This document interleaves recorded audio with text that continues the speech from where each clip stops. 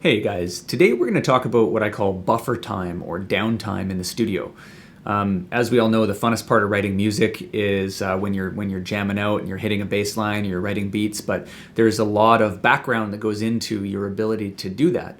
The computer's a lot like a race car. It's, if you just leave it on the track the whole time, revving out, it's going to break down. You need to take pit stops every once in a while and make sure that everything's tuned up. So I tend to be a lot more creative in the morning, and I spend my time writing music in the AM.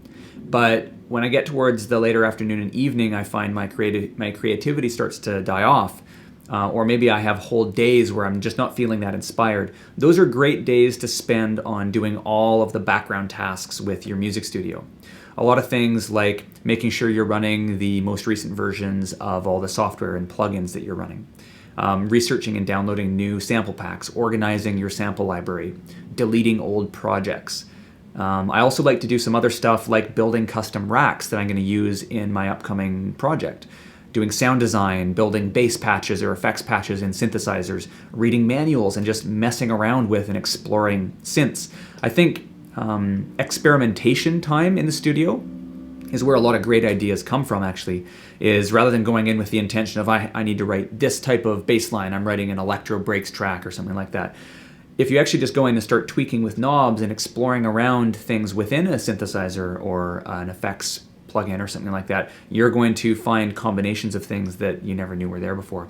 And all of that comes from taking your foot off the gas pedal a little bit and giving yourself some breathing room to just mess around in the studio without actually actively writing a piece of music. So I think it's really important, and I spend my time, my off time, building up a lot of the things that I find most valuable when I am writing music: set templates, patches, different types of samples and sounds. So something that I encourage all of you to do: figure out whenever your time is that you're not super inspired, and slot that in regularly into your schedule. So you're making sure that your computer is running perfectly, it's all tuned up, and it is ready for when that creative inspiration does hit you. You can make the best use of that time. Hope you enjoyed the tutorial. Talk to you guys soon. Take care.